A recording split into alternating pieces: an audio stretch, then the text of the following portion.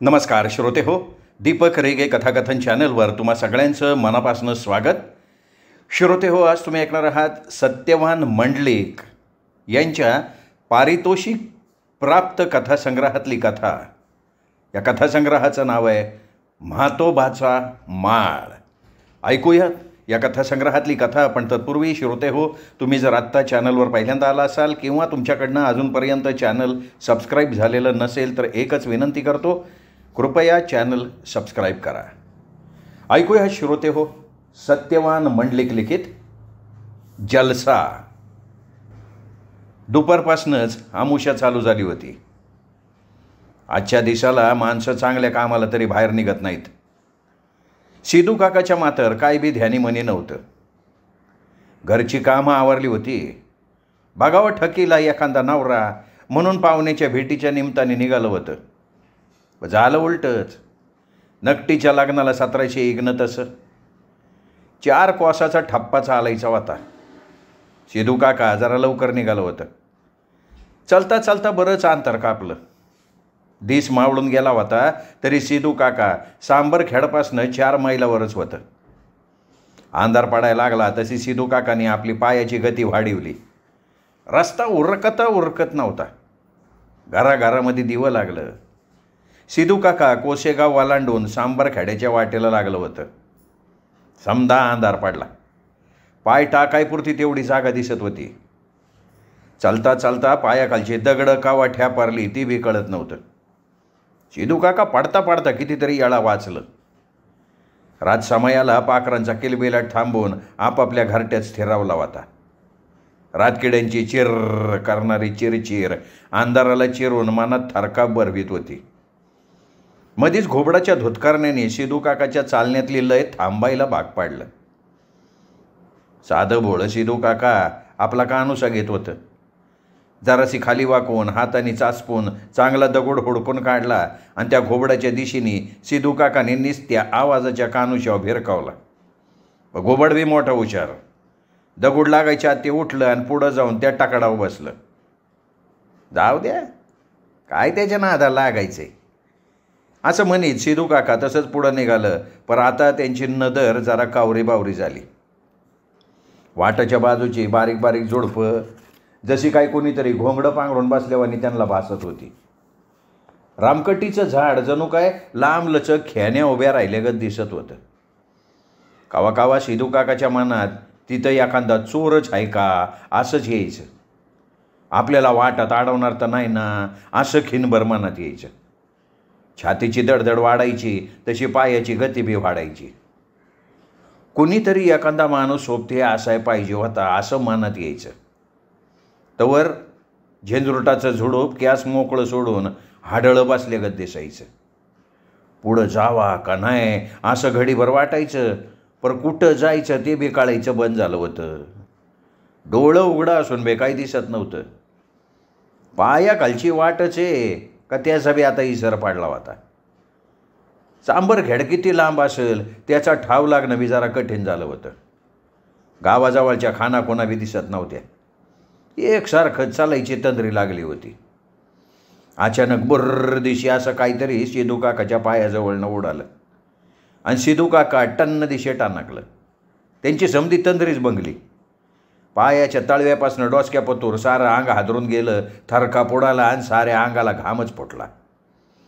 नाकावरनं वटाव घामाचं टिपकं पाडायला लागलं. वटाला कोरड पडली म्हणताना जीभ फिरवावा म्हणलं तर ते टिपकं खारट होऊन सगळे जीभ पांगलं.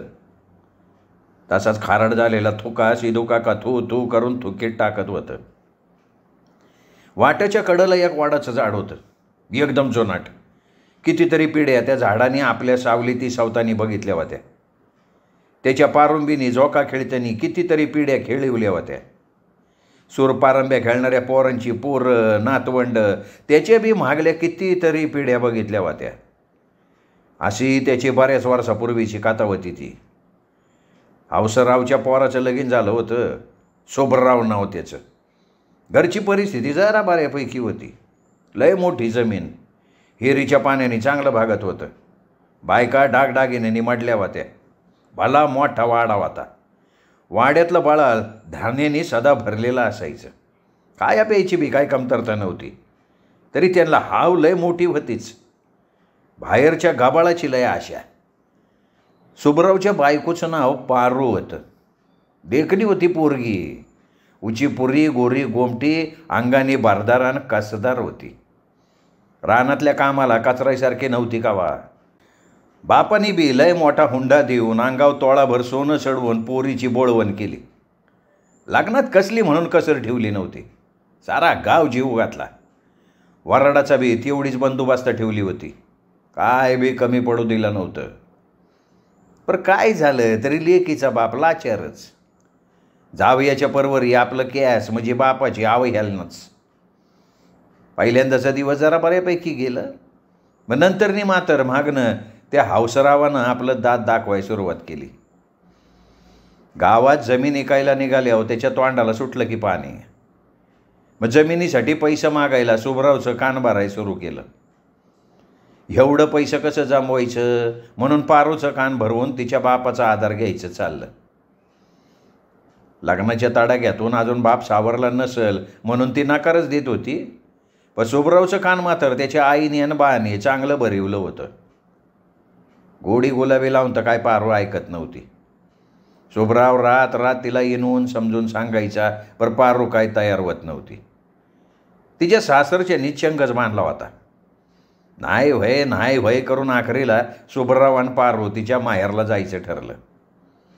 बऱ्याच दिवसांनी लेक जावई आलेत म्हणल्यावर पारूच्या आईबापांनी मोठी कितीतरी आपुलकी केली. त्यांचं कानं बिनं समद बैजवर केलं. असा स्वयंपाक करता करता पारूने तिच्या आईला एकदा इशे काढला. सांच्या परी झोपतानी तिच्या आईने तिच्या बापाला सांगितलं. 2 दिवसाचा मुक्काम झाला. आता निघायची तयारी झाली. लेक जावयाला निरोप द्यायला पारूचा आईबाप त्यांच्याबरोबर लांबवर आलं. तर निरोपदाताईने पारूचा बाप जावयाची समजत काढत म्हणला, लगीन होऊन अजून वरीच नाही झालं, अजून तारांबळाची. एखादं पीक पाणी हाती लागल्या बिगर तरी हातात काय आहे, तरी बी बघू काहीतरी करू, असं म्हणून धीर देत होतं. सुभराव निस्ता ऐकून घेत होता. पारू आपल्या सासरला आली. आदनमधनं पैशाचा इशे निघायचा. कवा पारू टाळाटाळ करायची तर कवा कवा तिच्या बापाला निरोप यायचा. 4 महिनं लोटलं होतं. आता पारूचा तारास घरात वाढायला लागला. आता यांच्याकडनं मदत काहीच मिळत नाही म्हणल्यावर त्यांनी तरी काय करतोय म्हणतोय, किती दिवसाची तजवीज आहे, असं बोलून तिला घालून पाडून बोलायला सुरू झालं. तिच्या आईबापाला सांगावा धाडून बोलवायचं, तिच्या कागाळ्या करायच्या. घरात कोणाचं ऐकत नाही, भांडी आदळापट करतीया, रुसून बसतीया, झोपून राहती, सांगाय गेलं तर माघारी बोलती, नवऱ्याची बिडबाट ठेवत नाही, सासू सासरेचा पान उतारा करती. अशा एक ना आणि किती कागाळ्या सुरू झाल्या. तिचा आईबाप येऊन तिची लटकीत समजूत काढायचं आणि निघून जायचं. ते समद काय म्हणून चाललंय ही त्यांना कळत होतं, पण करणार तरी काय होतं ते. समदा इलाज खोटला होता. त्यांच्या तोंडाला तोंड देता येत नव्हतं. लेकीच्या नांदण्याचा प्रश्न होता. आपल्याच लेकीला नीट राबा आहे असं सांगून निघून यायचं.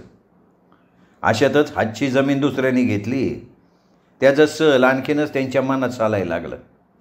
हातात आलेली जमीन गेली म्हणल्यावर सुभरावच्या आईने ठिणगी टाकले. झालं. तिघांचा विचार पक्का झाला. पारूचा काटा काढायचा. पारूचा काटाच काढायचा ठरलं. 2 दिवस पोटात अन्नाचा कण नव्हता पारूच्या. मार खाऊन खाऊन समजा अंग मोगरीनी बडवल्यासारखं बडवून निघालं होतं. उभं राहायला अंगात बळ नव्हतं. रात झालती. गावात समधी सामसूम झालेली. 2 दिवस पारू घरातनं बाहेरच नव्हती. घरातल्यांनी ती माहेरला निघून गेली म्हणून बोबाटा केला. रातीच्या अंधाराचा फायदा घेऊन डाव साधायचा ठरला. पोटात काय नसल्याने पारूला झोप लागत नव्हती. एका कोपऱ्यात हातापायाचा मुटकळ करून बसली होती. सुभराव हातात काठी घेऊन तिला बाहेर काढायला लागला. नाही गेली तर तिला जीव मारायची धमकी देत होता. चल चल तुझ्या आईबापाकडे नेऊन घालवतो म्हणून तिला हाताला धरून बाहेर आणला. माराच्या धाकाने पारूच्या तोंडातनं आवाज बाहेर काढायची ताकद होत नव्हती. गप गुमान रस्त्याला लागली. तिच्या मागणं सुभराव गावाबाहेर पडला. पुढं हौसराव, तिची सासू. एका मागं एक असं तिच्या मागनं 4 गावाबाहेरच्या रस्त्याला लागली. पुढं गेल्यावर पारूला मध्ये ठेवून माळ जवळ केला. पुढं सरकत माळाच्या खाली येऊन वाड्यात आली. वाड्याच्या पांदीला झाडाझोडपाच्या दाट सावलीने अंधार गुडूप पाडला होता. गावाच्या बाहेर आल्यावरच पारूच्या मनात संशय आला होता. तिला आपला अंत जवळ आलेला दिसत होता. अंग थरथरा कापत होतं. जोरात किंकाळी मारावी असं वाटत होतं. मोठ्याने आक्रोश करून आई बापाला हाक मारावा असं मनात यायचं, पण सारं व्यर्थ होतं ते. किंचाळी तरी ऐकणारं कोण होतं तिथं? ती आत्ताच मेल्यासारखी झाली होती. भोवतीचा अंधार जणू तिला काळच भासत होता. तिचा नवरा, सासू, सासरा जणू यमदूतच वाटत होतं. असंच ती मनात विचार करता करता पांदीतनं वर येऊन वाडाचं झाड जवळ कवा आलं कळलंच नाही. तिघांची एकमेकाला खुणवाखुणव झाली. त्यांनी आखलेला बेत पुरा करायची हीच ती येळ होती. पारूच्या सासूने सुभरावला खुणिवलं तसं सुभरावने चल पाटापाटा पुढं असं म्हणत पारूच्या पुचड्याला धरलं. दुसऱ्या हाताने तोंड दाबलं. त्याच्या आईने तिचा हात धरलं. हावसरावाने तिच्याच पदराने तिचा गाळा आवाळला. पारूच्या तोंडातनं आई म्हणून सुदीक शब्द बाहेर नाही पडला. पायाने तेवढी जरा धडपड केली. शेवटाचं बाबा म्हणून हाक बी नाही मारता आली. थोड्या वेळात तिच्या पायाची धडपड बी थांबली. जरा अंग निपचित पडलं आणि बघता बघता तिची जीभ बाहेर आली. पारू एकदाची शांत झाली होती. सारा खेळ संपला. तिघांनी मिळून तिला वाडाच्या फांदीला तिच्या लुगड्याच्या पदराने गळ्याला बांधून लटकवून त्याच अंधाराचा फायदा घेत घर गाठलं. सकाळी सगळं शांत, जसं काय घडलंच नाही. झालं जे घडलं ते समज जिरलं होतं, पण तिचा जीव अजून निघून गेला नव्हता.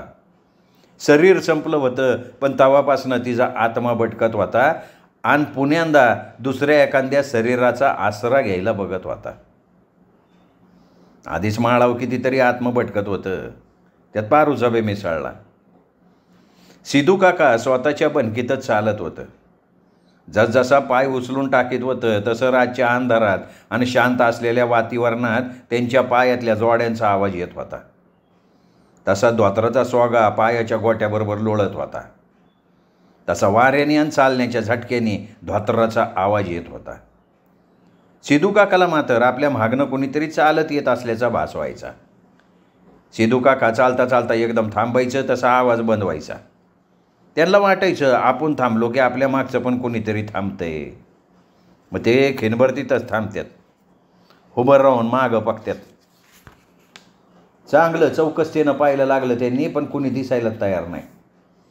कुणी नाही म्हणून पाय उचलून पुढं टाकणार तेवढ्यात पुढनं एक लुत्त भरलेलं कुत्रं गुर्र गुर्र करत आडवं चाललं. सिधू काकाच्या काळजाचं पाणी पाणी झालं. घडीभर वाटलं काहीतरी चिन्हच आपल्या पुढं आलंय. घाम पोटला अंगाला. आता तर पुढं जायला अंगावर काटाच येत होता. मागं तर जायसारखं नव्हतं. मागचं गाव आता लय लांब सुटलं होतं. त्या परत पुढं गाव जवळ आहे, काय करावं? मनात विचाराचं थैमान चालू होतं. डोसक्याचा फार भुस्सा झाला होता. सारं काय आता विचार करण्या पल्ल्याडचं वाटत होतं. पाय चालत होतं तसं मन शरीराला घेऊन पुढं चालायला लागलं होतं. कुणी आपल्याला बळने ढकलून पुढं घाली होतंय आणि दुसरं कुणीतरी मागं वाढायला लागलंय असं झालं होतं. विचार करण्याची सारी ताकद संपली होती. मन घट करून स्वतःला धीर दिल्याबगर गत्यंतरच नव्हतं. गाव जवळ येत नाही तवर चालायचं एवढं ठरलं. पुढं वाडाचं झाड दिसत होतं. काळुखा जणू ढग जमून आलेगत वाटत होतं. आता नक्की सांबरखेड जवळ आला असावा सिधू काकाला वाटायला लागलं. विचार करत वाडाच्या जवळ आलं तेवढ्यात पाहुणं, अव पाहुणं अशी हळूवार कोणीतरी हाक मारल्याचा बास झाला. तसं सिधू काकाने पायाची गती कमी करून कानुसा घेतला. तेवढ्यात पुन्हा पाहुणं, अव पाहुणं. आता सिधू काकाला जरा स्पष्टच आवाज ऐकायला आला. कुठल्या तरी बाईचा आवाज ऐकायला येतोय असं मनात वाटलं. इथं जवळ एखादी वस्ती असणार आहे. रस्त्याने कोणीतरी एखादा बाई माणूस आला असन. रातच्या टायमाला सोबत पाहिजे असन. त्याने आवाज दिला. मनातलं भ्याव कमी करून धाडसानी त्याने आवाज दिला, अरे कोण आहे? वडाखालनं आवाज आला, पाहुणं म्या पारू आहे, मला तेवढं खाली घ्या. सिधू काकाला वाटलं कोणीतरी बाय माणूस अडचणीत असन म्हणून ते तिकडं गेलं. बघत्यात एक बाय माणूस वडाच्या पारुंबीला वर हाताने धरून पाय खाली लोंबकळत सोडून लटाकलेलं. सिधू काकाने देठाईने विचारलं, कोण आहे? अहो पाहुणं, मला खाली उतरा येत नाही, खाली घ्या की आधी.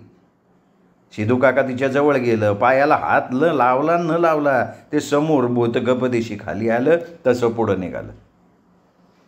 सिधू काकाने विचारलं, कुठं जायचं आहे? तर घरी, असं म्हणत तिने पुढं बघूनच उत्तर दिलं.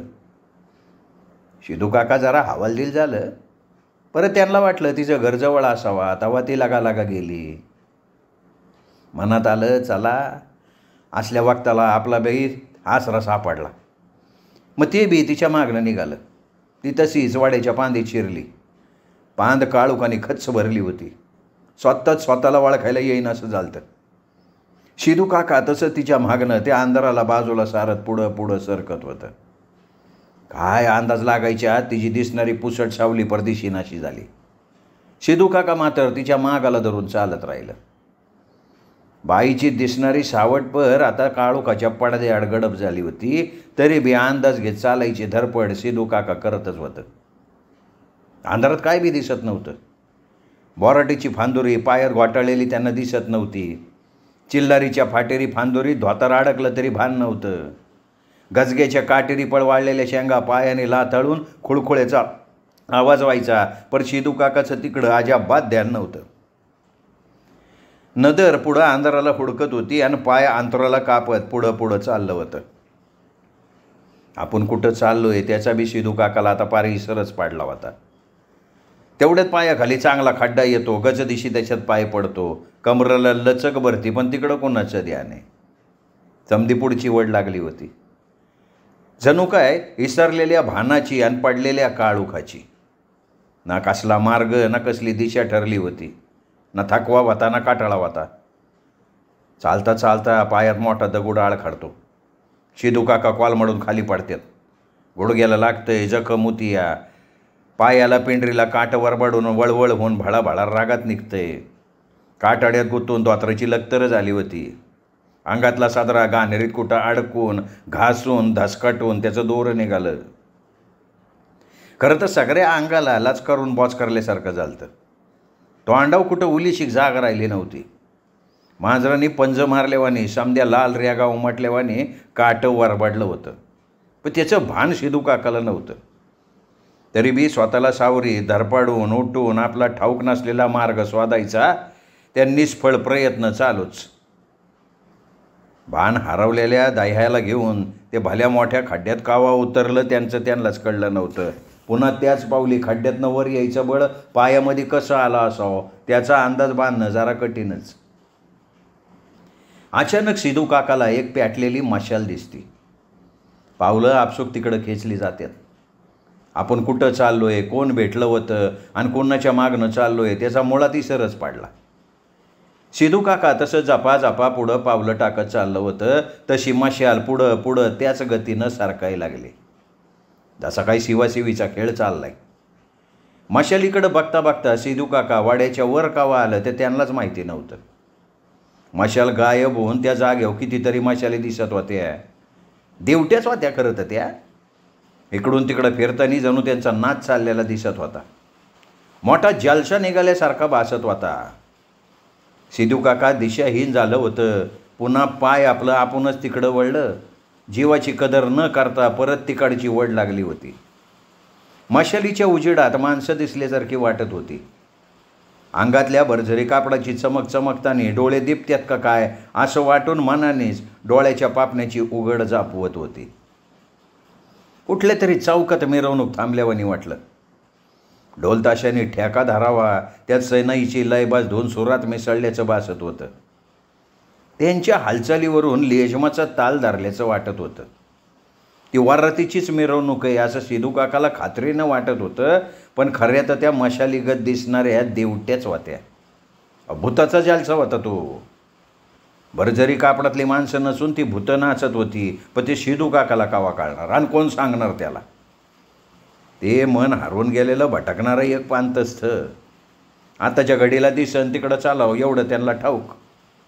सिधू काका जलशाच्या जवळ येत होतं. दिवट्याच्या उजेडात अकराळ विकराळ तोंडा दिसत होती. तोंडातनं चित्री आवाज निघत होती. येडा वाकडा नाच दिसत होता. समधी कशी आपल्याच नादात आणि तालात जणू भांग पिऊन स्वतःचं देहबा निसरलेली मंडळी दिसत होती. मधीच कोणाचा तरी हसून खिदळल्यासारखा आवाज येत होता. सिधू काकाकडं कोणाचं ध्यान नसल्यावानीच होतं. सिधू काकाला वाटायचं आपण बी त्यांच्यात मिसळावं, त्यांच्या मस्तीत धुंद व्हावं, पण त्यांचा अंदाज साप फुकला. सिधू काका आता जालशाच्या जवळ येत होतं. थोड्या पावलाचं अंतर उरलं होतं तवर जालशा निघालं की पुढं धुळीचा लोट निघावा तसा उजेड अंधुकल्यासारखा झाला. सिधू काकाला पुढचं माणूस दिसन असं झालं. मशालीचं जळतं गोळं अंधुक दिसायला लागलं. पुण्यांदा हे समज जवळ करायची धडपड चालू झाली. माळाच्या पायथ्याने जलसा पुढं जात होता तसं सिधू काका त्याचा मागोवा घेत घेत त्याच्या मागं धावल्यासारखं चालत होतं. खरं तर पुरतं झापटलंच होतं सिधू काका. आपल्याच भोळ्या समजुतीला आवर घालत परत प्रयत्न करताना काहीसं दिसत होतं. जलसा अंधुक दिसतंच पुढं सरकत बऱ्याच अंतरावर गेला होता. सिधू काका त्याच्या मागं चलत होतं. मध्ये बरंच अंतर पडलं होतं. आता ते जी होतं ती बी दिसन असं झालं. निस्ता अंदाज घेत चालताना समद्या वाटा चुकल्या होत्या. कुणीकडं जावा ते बी कळत नव्हतं. ढोल ताशाचा हळूवार आवाज येत असल्याचा सिधू काकाला भास झाला. त्यांनी पायाची गती कमी केली. कान सावध केलं. कानुसा घेऊन अंदाज बांधायला लागलं.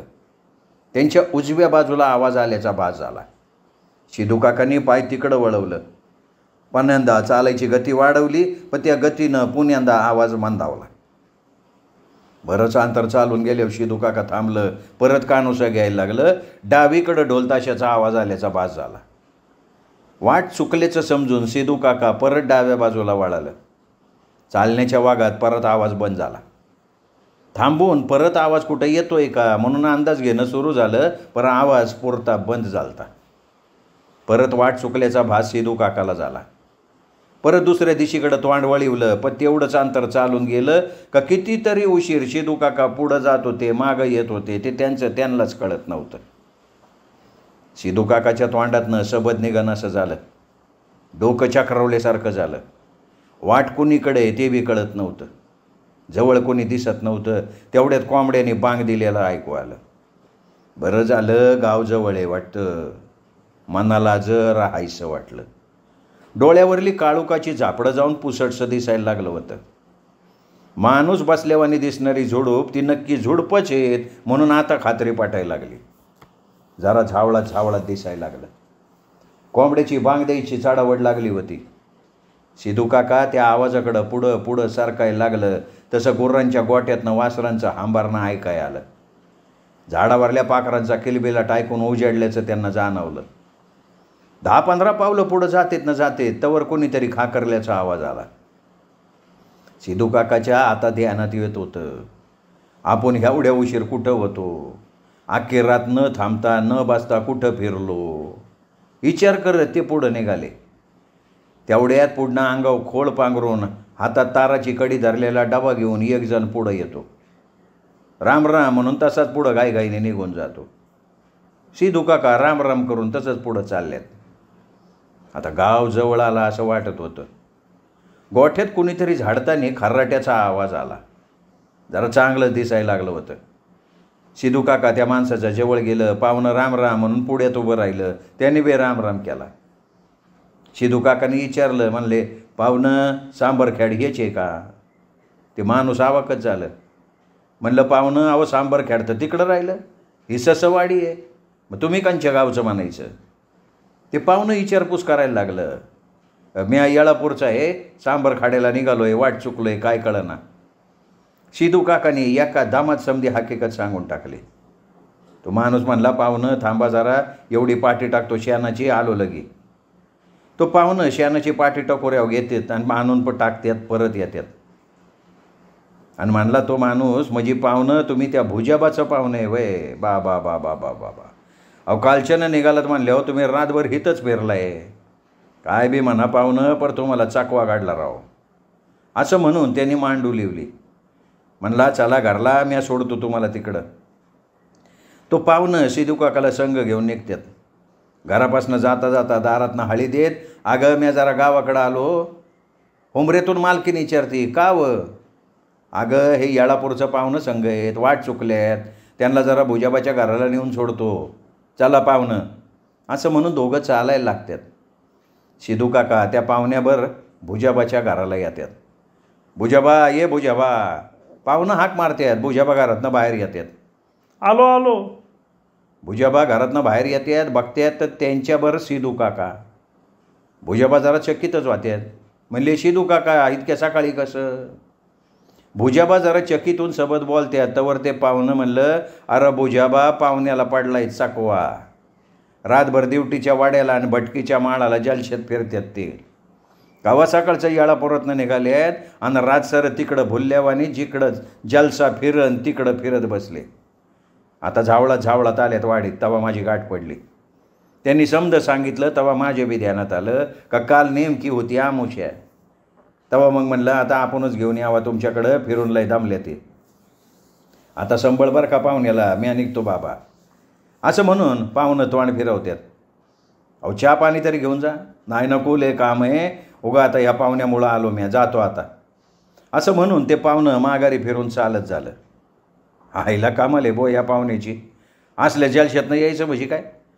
सिधू काका त्याच्याकडं बघतच होतं. तवर भुजाबा चला आत असं म्हणत सिधू काकाला आत घरात नेतो. पण सिधू काकाच्या टकोऱ्यात विचार एकच, खरंच मला जलशा दिसत होता, त्याच्या मागं फिरत होतो, खरं काय? श्रोते हो, तुम्ही ऐकत होता सत्यवान मंडलिक यांच्या म्हतोबाचा माळ या कथासंग्रहातली कथा जलसा. कथा कशी वाटली हे कमेंट करून जरूर कळवा. या कथेचा व्हिडिओ लाईक करा. आपल्या मित्रपरिवारात, नातेवाईकात, कथाप्रेमींमध्ये ही कथा जरूर शेअर करा. एवढीच विनंती करतो आणि थांबतो. धन्यवाद.